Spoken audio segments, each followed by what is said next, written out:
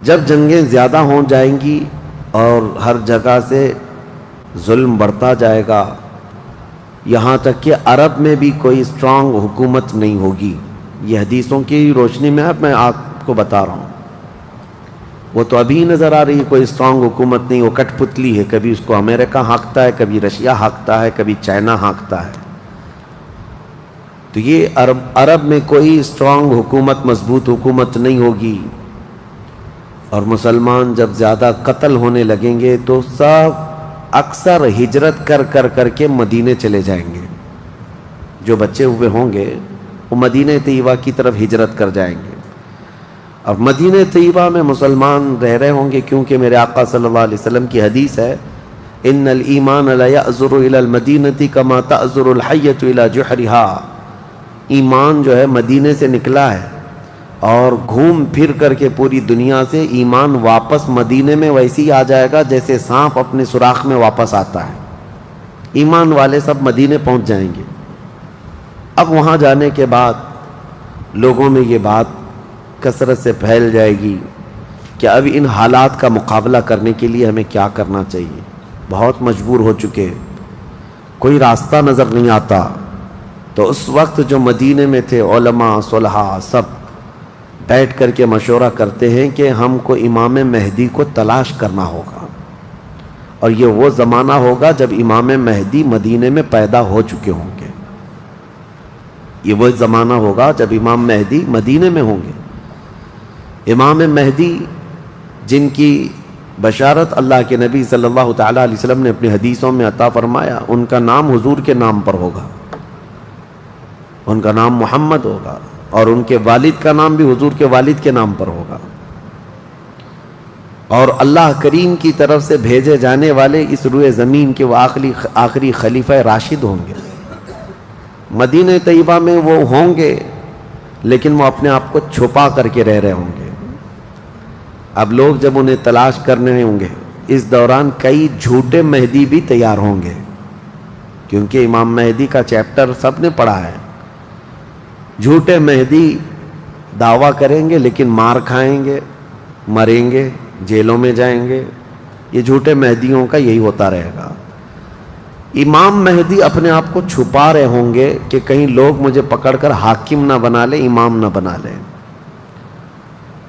اب لوگ جب تلاش زیادہ کر دیتے ہیں تو پھر امام مہدی کو کچھ لوگ مدینہ طیبہ میں پہچاننے لگتے ہیں. تو امام مہدی مدینہ چھوڑ کر مکہ آ جاتے ہیں، مکہ ہجرت کر کے آ جاتے ہیں. اپنے آپ کو چھپا کر کے رہ رہے تھے مکہ مکرمہ میں. یہی رمضان کا موقع، وہ خانہ کعبہ کا طواف کر رہے ہوں گے، حجر اسود کے قریب لوگ. اچھا یہ بھی میں بتا دوں، جتنے دنیا میں ابدال، اقطاب، اولیاء ہوں گے وہ سب ہجرت کر کے اس وقت مکہ میں پہنچے ہوں گے. مکہ میں سارے اولیاء ہوں گے اس وقت. اور طواف کے دوران سب لوگ پہچان لیں گے امام مہدی کو اور ان کو پکڑ لیں گے اور ان کا ہاتھ پکڑ کر سارے لوگ کہیں گے اب ہم آپ کے ہاتھ پر بیعت کرتے ہیں، آپ امام برحق ہیں اور آپ ہمارے حاکم ہو جائیں. امام مہدی منع کر رہے ہوتے ہیں. اسی وقت آسمان سے ایک آواز آتی ہے. اس آواز میں خاص یہ کہا جاتا ہے ھذا خلیفۃ اللہ المہدی، یہ اللہ کا خلیفہ مہدی ہے. اس آواز کو سن کر سب ٹوٹ پڑتے ہیں. امام مہدی سب کو بیعت کرتے ہیں، پھر واپس یہی قافلہ لے کر مدینے پہنچتے ہیں روضہ رسول پر. میرے آقا صلی اللہ تعالیٰ علیہ وسلم کی بارگاہ میں جب پہنچتے ہیں تو اہل مدینہ بھی ان کے ہاتھ پر بیعت کرتے ہیں اور ایک پوری فوج تیار ہوتی ہے. یہ انقلاب کا دور ہے. جتنی جنگیں ان کتوں نے کی تھیں، جتنا ظلم رچایا تھا پوری دنیا میں، اب ریورس ہونے کا ٹائم آ جاتا ہے. حضرت امام مہدی اس فوج کو لے کر ملک شام کی طرف جاتے ہیں. حالات ملک شام کے ایسے ہو چکے ہوں گے کہ ملک شام میں عیسائیوں کی حکومت قائم ہو چکی ہوگی. ابھی تو نہیں ہے، یا انڈائریکٹ ان سے کسی کا تعلق ہے تو یہ ہمیں پتہ نہیں، لیکن حدیث میں یہ ہے کہ عیسائیوں کی حکومت ملک شام میں قائم ہوگی اور یہودی فتنہ مچا رہے ہوں گے ہر جگہ. قتل عام جو مسلمانوں کا سب سے زیادہ کرنے کی کوشش ہے وہ یہودیوں کی طرف سے ہے. امام مہدی مکہ مکرمہ سے نکل کر ملک شام کی طرف جائیں گے، اور مسلمانوں کی جو قلت تھی، جو چھوٹی سی جماعت تھی، یہ جب نکل کر کے وہاں آئے گی ملک شام، بہت بڑی جنگ ہوگی جس کو ملحمۃ الکبریٰ کہا گیا ہے. امام مہدی کی قیادت میں یہ جنگ ہوگی. سارے کفار، عیسائی، یہودی سب مقابل میں آ جائیں گے. ان کی تعداد جو حدیث میں بتائی گئی ہے وہ 80 جھنڈوں کے نیچے آئیں گے، اور ہر جھنڈے کے نیچے 12,000 لوگ ہوں گے. اور یہ مسلمانوں کی نہیں ہے، یہ کفار و مشرکین کی. تقریباً یہ 9,60,000 کی تعداد بنتی ہے کفار و مشرکین کی. 9,60,000. مسلمانوں کی تعداد کتنی ہوگی یہ تو نہیں پتا. اس کے بعد جنگ جب شروع ہوتی ہے، پہلے دن مسلمانوں کا 1/3 حصہ میدان چھوڑ کر بھاگ جاتا ہے. جو کمزور دل تھے وہ چلے جائیں گے، اور ان کے متعلق کہا گیا ہے کہ یہ ایسے لوگ ہوں گے جن کی توبہ کبھی نہ قبول ہوگی، اور روئے زمین کے سب سے بدترین لوگ ہوں گے. وہ سب سے بدترین لوگ ہوں گے جو میدان چھوڑ کر بھاگ چکے ہوں گے. 1/3. دوسرے دن 1/3 شہید ہو جائیں گے، قتل ہو جائیں گے. تیسرے دن اللہ تعالیٰ اس مومنین کی قلیل جماعت کو فتح مبین عطا فرمائے گا. اور اس کے بعد ملک شام کے سارے انتظامات امام مہدی کے ہاتھ میں ہوں گے. دمشق جب وہ آئیں گے، دمشق کی جامع مسجد سے امام مہدی اپنے انتظامات و انصرامات کو سنبھالیں گے. پھر وہاں سے امام مہدی اسی فوج کو لے کر قسطنطنیہ جو موجودہ استنبول ہے اس کو فتح کرنے کے لیے نکلیں گے. اس وقت وہ بھی عیسائیوں کے ہاتھ میں ہوگا. اب جب امام مہدی یہاں آئیں گے، صرف ایک ہی دن میں قسطنطنیہ یعنی استنبول فتح ہوگا. اور اس کی بھی کیفیت بتائی گئی ہے، مسلمانوں کے صرف نعرے تکبیر سے فتح ہوگا.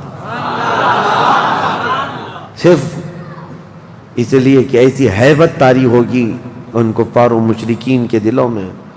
پورا شہر فتح ہوگا. امام مہدی یہ شہر فتح کر کے واپس ملک شام آئیں گے، دمشق میں آئیں گے. اب یہ وہ وقت ہوگا جب امام مہدی مسجد سے انتظامات و انصرامات سنبھال رہے ہیں، اور کثیر جنگیں اس وقت بھی ہوں گی، لیکن ہر جنگ میں اللہ تعالیٰ امام مہدی کو فتح عطا فرمائے گا. ہر جنگ میں. اور یہودی دسیسہ کاری کر رہے ہوں گے، امام مہدی کو ختم کرنے، قتل کرنے کی بہت کوششیں کر رہے ہوں گے. پھر امام مہدی ان یہودیوں سے لڑتے رہیں گے. اس وقت اللہ کی بارگاہ میں امام مہدی بھی دعا کرتے ہیں کہ مولا ان ظالموں سے ہمیں نجات عطا فرما. اور یہودی بھی جگہ جگہ اس بات سے پریشان ہوں گے کہ امام مہدی نے ان کا بیڑا غرق کر رکھا ہے. جہاں جاتے مقابل میں یہ شکست کھاتے ہیں، مر جاتے ہیں، اور ان کے مقابل میں کوئی آ نہیں پا رہا ہے. تو پھر ایران کے ایک علاقے میں یہ یہودی کثرت سے دعا میں مشغول ہوں گے. یہ وہ زمانہ ہوگا جب عراق اور شام کے بیچ میں دجال ظاہر ہوگا. دجال جس کے متعلق حدیث پاک میں تفصیلاً بہت ساری باتیں آئی ہیں.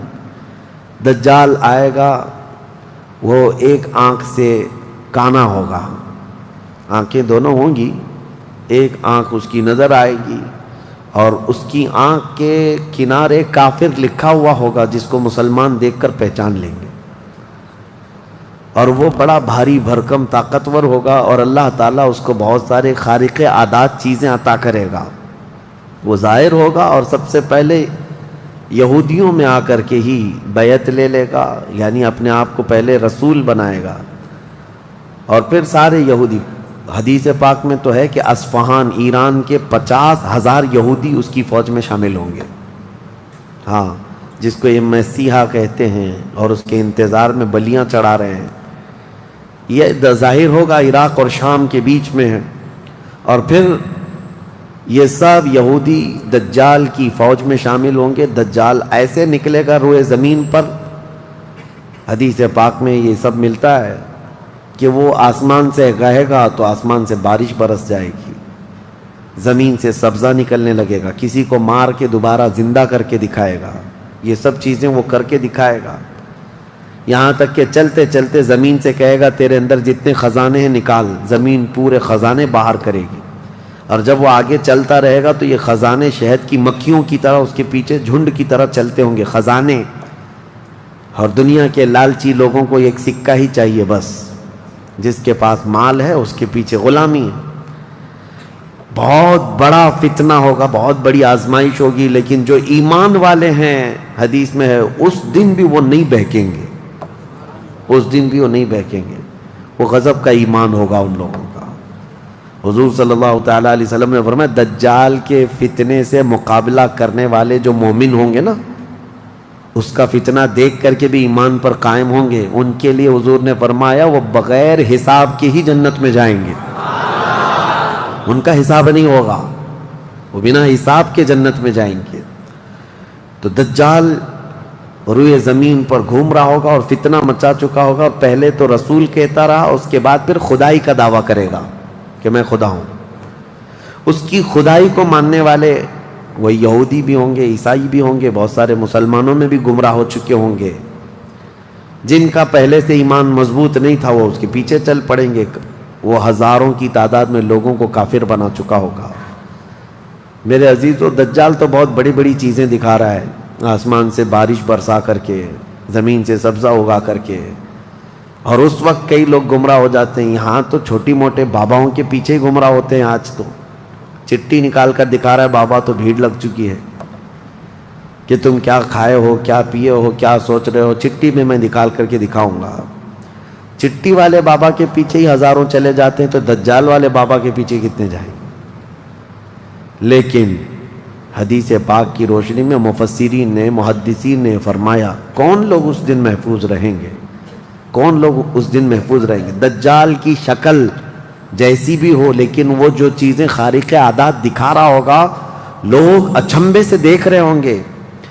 اچھا ایک بات اور بھی بتا دوں، آپ گھر میں بیٹھے ہوں، کوئی مسجد میں ہوں گے، شور آئے گا کہ وہاں پر خدا اتر پڑا ہے، نعوذ باللہ من ذالک، اور عجیب و غریب چیزیں دکھا رہا ہے، آسمان کو کہہ رہا ہے تو آسمان بارش برسا رہا ہے، زمین کو کہہ رہا ہے تو زمین خزانے نکال رہی ہے۔ کچھ لوگ جو گھر میں بیٹھے ہوں گے، توجہ یہ بہت اہم بات کہہ رہا ہوں، کہیں محفل میں ہوں گے، مسجد میں ہوں گے، جب یہ شور آئے گا تو کچھ کہیں گے کہ چلو ہم بھی جا کر دیکھ کے آتے ہیں، تو کچھ لوگ یہ کہہ کر کے اٹھیں گے اور جا کر کافر ہو جائیں گے، اور کچھ لوگ وہ ہوں گے جو جیسے سنیں گے اپنے آپ کو گھر میں ایسے مضبوط بند کر لیں گے کہ ان کو ہوا آنے کی بھی خواہش نہ رہے، اس طرح اپنے آپ کو محفوظ کر لیں گے۔ اور بزرگوں نے لکھا ہے کہ اس وقت اس کے فتنے عروج پر ہوں گے، لوگوں میں صرف اور صرف چرچا یہی ہوگا۔ اسی لیے میں اکثر یہ میڈیا کو دجالی میڈیا کہتا ہوں، اس کی وجہ یہی ہے کہ دجال کے آدھے سے زیادہ کام یہ میڈیا والے کرتے ہیں، سب جگہ پھیلائیں گے افواہیں، بہت جھوٹ کو سچ کر کے دکھاتے رہے، سچ کو جھوٹ کر کے دکھاتے رہے، یہ میڈیا یہی سب کام کرتی رہے گی۔ اس وقت کون لوگ محفوظ رہیں گے؟ بزرگوں نے لکھا ہے دجال کے قریب بھی جائے گا کوئی بندہ، لیکن اس کو دیکھ کر نہیں گمراہ ہوگا، تو یہ کون ہوگا؟ جس کا سینہ حضور کی محبت سے بھرا ہوگا، یہ وہی ہوگا جس کے لیے اعلیٰ حضرت نے فرمایا نا، تیرے قدموں میں جو ہیں غیر کا منہ کیا دیکھیں، حضور کے قدموں میں جو پڑے ہیں وہ غیر کا منہ کیا دیکھیں، کون نظروں میں جچے دیکھ کے تلوا تیرا۔ اب یہ دجال گھومتا ہوا جب فتنہ بہت برپا کر چکا ہوگا، مکہ جائے گا، پہلے یہ یمن جائے گا، یمن میں بھی بہت فتنہ پھیلائے گا، اس کے بعد پھر مکہ آئے گا، مکہ کی سرحدوں کو اللہ تعالیٰ فرشتوں سے محفوظ کر رکھا ہوگا، فرشتے اسے داخل ہونے نہیں دیں گے، ماریں گے اور داخل نہیں ہو سکے گا۔ پھر مدینہ جائے گا، مدینہ طیبہ اپنی پوری فوج لے کر کے داخل ہونے کی، 2 شہروں کے علاوہ پوری دنیا کے ہر شہر گھومے گا، ہر شہر گھوم چکا ہوگا 2 شہروں کے علاوہ، مکہ مکرمہ، مدینہ طیبہ۔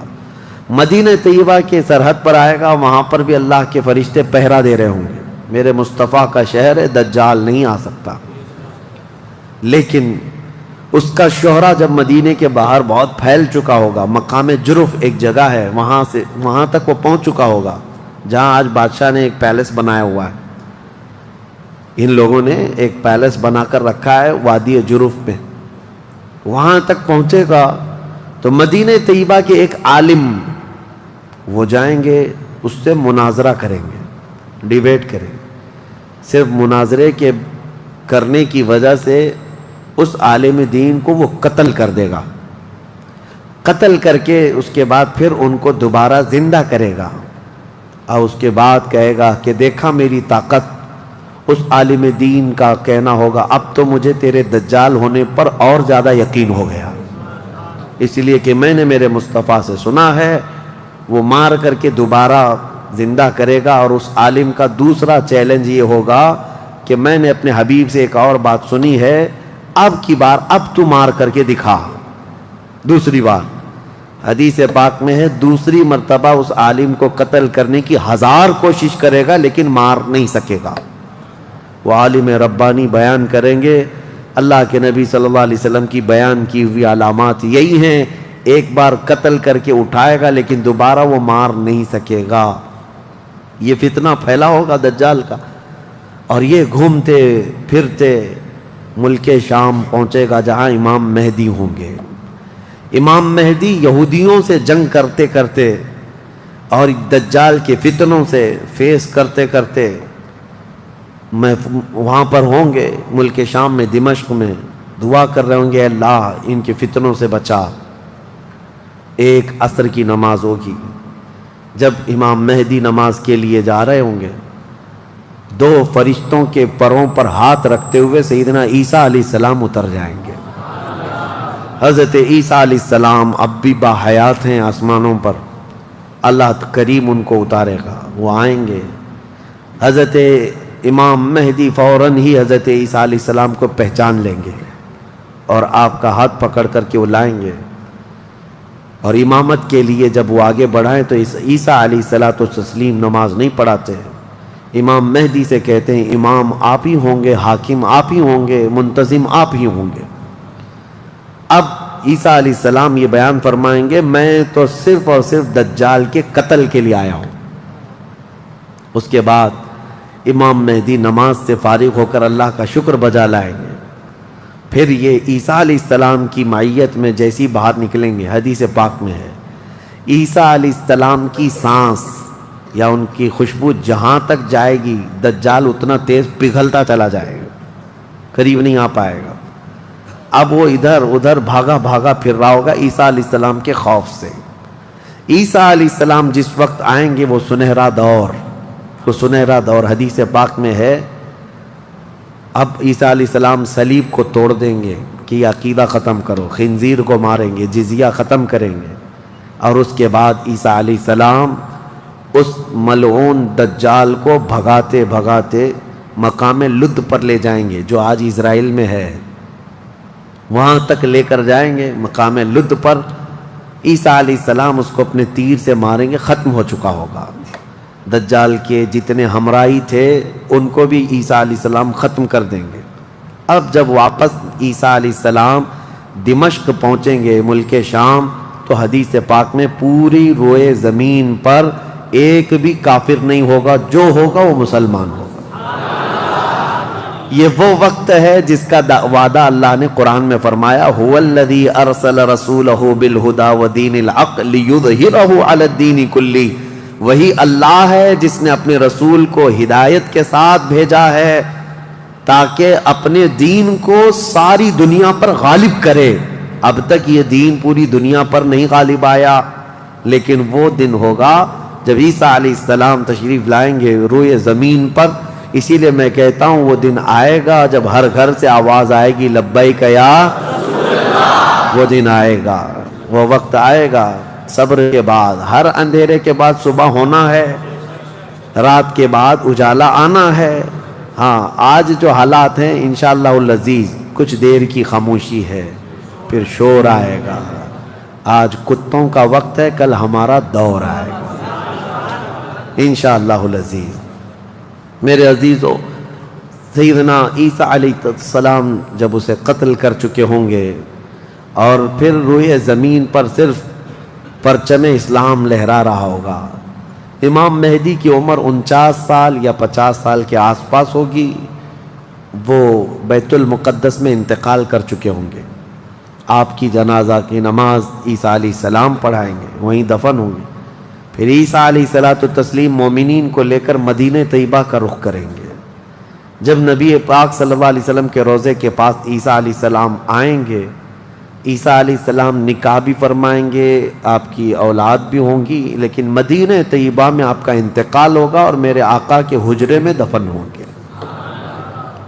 حضور صلی اللہ علیہ وسلم کا حجرہ روضہ مبارکہ، اس میں ایک جگہ عیسیٰ علیہ السلام کی باقی ہے، سیدنا عیسیٰ علیہ الصلوۃ والتسلیم وہاں دفن ہوں گے۔ لیکن ایک بات میں آپ کو بتا دوں، عیسیٰ علیہ الصلوۃ والتسلیم اس وقت بھی نبی ہی رہیں گے، ان کا جو منصب نبوت ہے وہ ہے، لیکن شریعت ان کی نہیں چلے گی، میرے مصطفیٰ کی ہوگی، شریعت صرف میرے مصطفیٰ کی ہوگی، اس لیے کہ جس دن میرے آقا پیدا ہوئے اس دن سے لے کر قیامت تک صرف ایک ہی سکہ چلنا ہے، آئی نئی حکومت سکہ نیا چلے گا، عالم میں رنگ بدلا صبح شب ولادت۔ عیسیٰ علیہ الصلوۃ والتسلیم کے انتقال کے بعد اب کیا ہوگا؟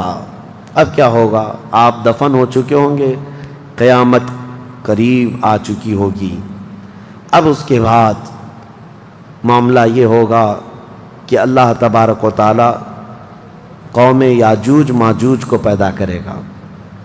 ہاں، اس میں بیچ میں ایک روایت یہ بھی ہے کہ عیسیٰ علیہ السلام کو اللہ تبارک و تعالی حکم فرمائے گا کہ میں ایک ایسی قوم بھیج رہا ہوں جو دنیا میں فساد مچائے گی، جو مومنین ہیں ان کو لے کر کوہ طور پر چلے جائیں۔ عیسیٰ علیہ السلام کوہ طور کی طرف مومنین کو لے کر جائیں گے، لیکن اس وقت زمین پر یاجوج ماجوج ایک قوم ہے، یہ دو لوگ نہیں ہیں۔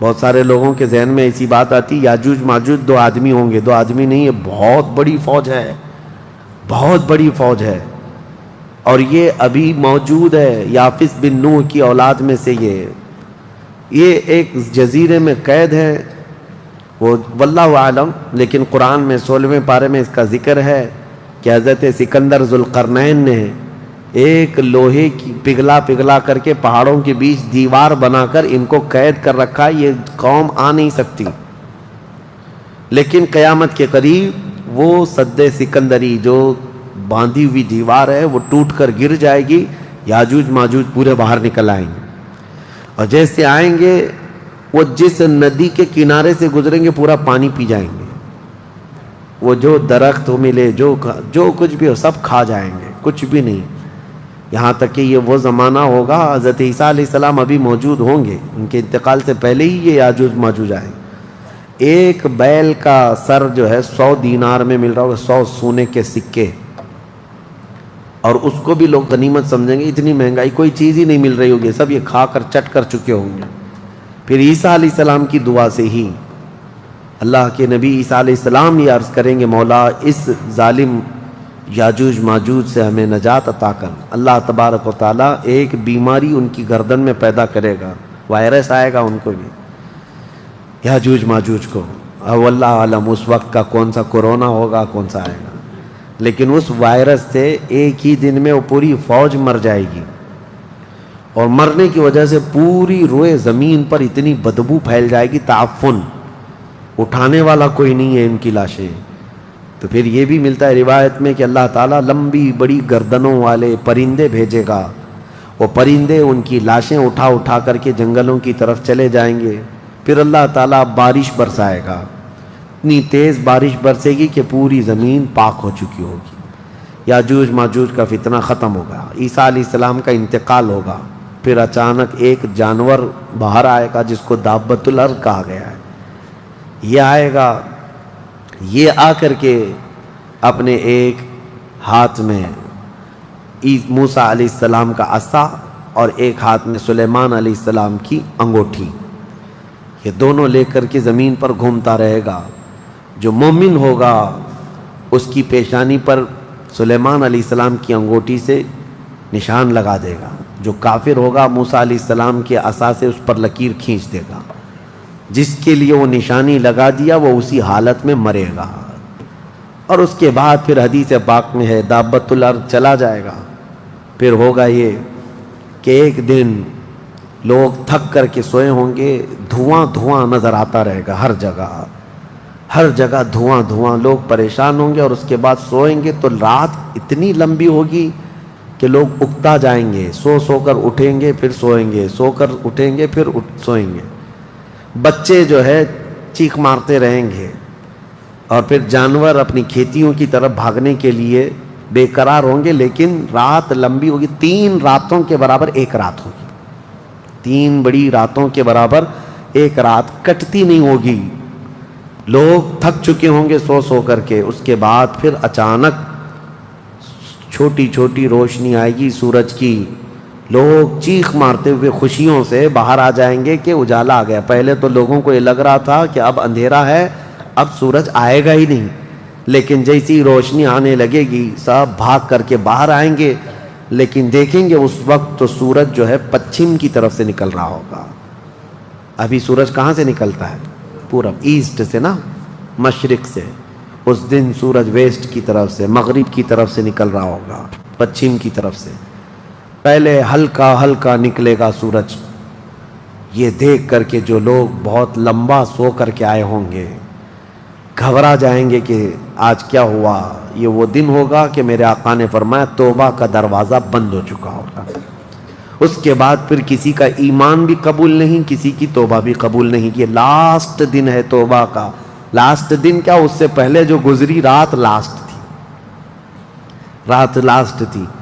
سورج نکل کر کے آئے گا دھیرے دھیرے دھیرے. اس کے بعد دوپہر کا وقت جتنا ہوتا ہے اتنے وقت تک وہ آئے گا, اور اس کے بعد پھر واپس مغرب کی طرف ہی چلا جائے گا. ایسا نہیں کہ پچھم سے نکل کر کے پورب میں ڈوبے گا. آدھے تک آئے گا دوپہر تک, اور اس کے بعد سورج پھر اپنے معمول کے مطابق جیسی روٹین ہے واپس پھر پچھم کی طرف چلا جائے گا, ڈوب جائے گا. یا آخری دن ہے, اب کسی کا ایمان کام نہ کرے گا, اب کسی کی توبہ کام نہ کرے گی. اب معاملات کیا ہوں گے؟ دھیرے دھیرے مومنین کا انتقال شروع ہوگا, تو نئے مومن نہیں ہوں گے. مومن انتقال کرتے جائیں گے, حکومتیں پھر سے ختم ہو جائیں گی. ایک روایت یہ بھی ملتی ہے جہجہ نام سے ایک اور بزرگ جو حکومت کریں گے چند سال, لیکن اس کے بعد پھر عادل حکمران نہیں آئیں گے, ختم ہوتے چلے جائیں گے. اب مسلمانوں کی تعداد جب گھٹنے لگے گی تو پھر بے حیائی بہت بڑھ جائے گی, اتنی کہ کھلے عام زمین پر سب کچھ ہونے لگے گا. ننگا پن, جانوروں کی طرح لوگ زنا کرتے رہیں گے, سڑکوں پر, روڈوں پر, راستوں پر سب کھلے عام گناہ ہو رہے ہوں گے. بے حیائی بڑھ چکی ہوگی. یہاں تک کہ حبشیوں میں سے, اب کالے لوگوں میں سے ایک جماعت جائے گی خانہ کعبہ کو بھی گرا دے گی. یہ وہ زمانہ ہوگا جب مومنین ختم ہو چکے ہوں گے. اب اس کے بعد ایک ٹھنڈی ہوا چلے گی, نرم. اس کے متعلق فرمایا گیا ہے بہت نرم ہوا, میٹھی ہوا چلے گی, اور پوری دنیا میں چلے گی. جو مومن ہوگا وہ ہوا ان کے بغلوں سے گزرے گی تو وہ اسی وقت انتقال کر جائیں گے.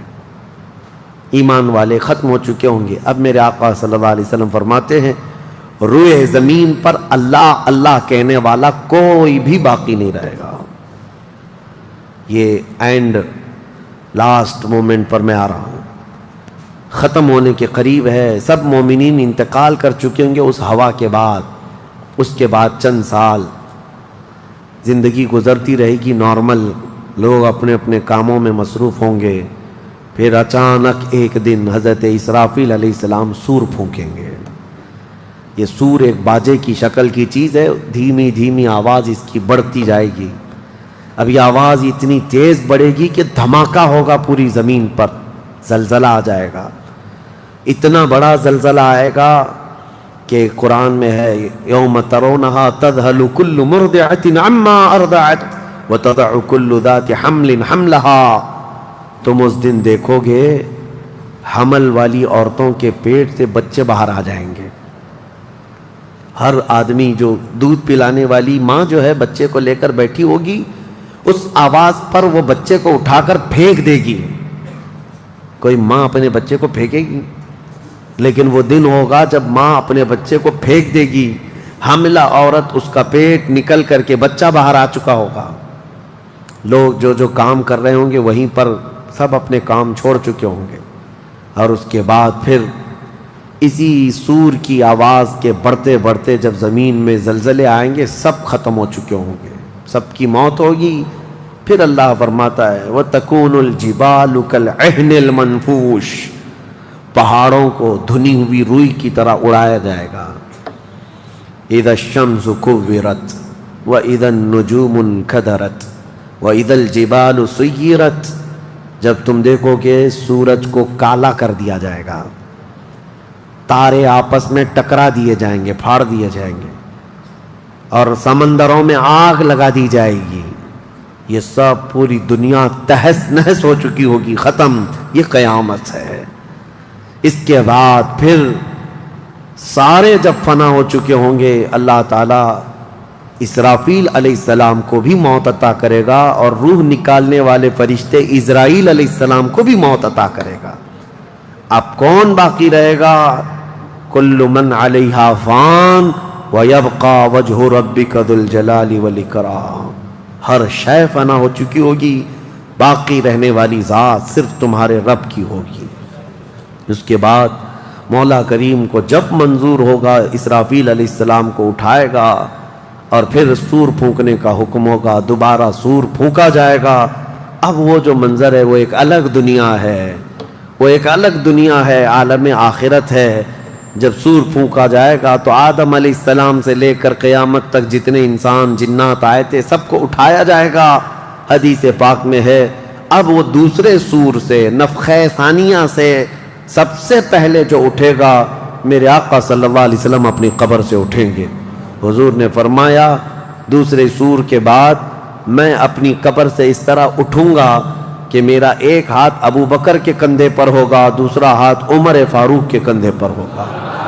اس شان سے میرے آقا صلی اللہ تعالیٰ علیہ وسلم میدان قیامت میں آئیں گے، اور اس کے بعد کے جو مناظر ہیں، ہر آدمی کو کھڑا کر دیا جائے گا، ہر انسان کو میدان میں کھڑا کر دیا جائے گا، اور تمہیں چاہے تم کو مٹی کھا چکی ہو، تم کسی کی غذا بن چکے ہو، تم کو جلا دیا گیا ہو، تم کو پانی میں غرق کر دیا گیا ہو، کسی بھی حالت میں ہو، اور رب قدیر فرماتا ہے جب ہم نے تم کو نطفے سے پیدا کیا پورا انسان، تو تمہارے جلا کر خاک ہو جانے کے بعد تمہاری راکھ سے بھی وہ تم کو دوبارہ زندہ اٹھائے گا۔ جب تمہیں زندہ اٹھایا جائے گا پھر یہ میدان ہوگا، یہاں پر جو کھڑا کر کے حساب کتاب کا دن ہوگا وہ 50,000 سال کے برابر کا ہوگا۔ اب یہ ایک لمبی داستان ہے میرے عزیزو، وہاں کے جو حالات ہیں، اس دن ایک آواز آ رہی ہوگی، جس کو قرآن میں اللہ نے فرمایا لمن الملک اليوم، اللہ فرمائے گا آج کی بادشاہت کس کی ہے، آج کی بادشاہت کس کی ہے؟ پھر مولا خود فرماتا للہ الواحد القہار، ایک قہر کرنے والے خدا کی آج حکومت ہے۔ جو اکڑتے تھے، جو گھمنڈ کرتے تھے، سب کو کھڑا کیا جا چکا ہوگا، اور فرشتے پکار رہے ہوں گے این الجبارون این المتکبرون، کہاں ہیں غرور میں چلنے والے، کہاں ہیں اکڑ میں رہنے والے، سب جمع ہو جاؤ۔ سب کے گناہ ان کی پیشانیوں سے ظاہر ہو رہے ہوں گے، کسی کو داغ داغ کر کے فرشتے نشان بنا رہے ہوں گے کہ یہ چور ہے، یہ زانی ہے، یہ شرابی ہے، یہ حرام خوری کرتا رہا، سب کی الگ الگ نشانیاں بنائی جا رہی ہوں گی۔ اس بھرے محشر کے میدان میں ہمارے لیے کون ہے میرے عزیزو؟ ہم اسی رب ذوالجلال کو منانے کے لیے آج آئے ہیں۔ اس تصور کے ساتھ اب ہم کھڑے ہو کر اس کا ذکر کریں گے کہ مولا آج ہم تجھے منا رہے ہیں، تو ہم سب سے صلح فرما لے، کل بھری قیامت کے دن ہمیں ننگا اور ذلیل ہونے سے محفوظ فرما لے، اور قیامت کا دن ہوگا انشاءاللہ العزیز میرا رب اسی ذکر کی مجلس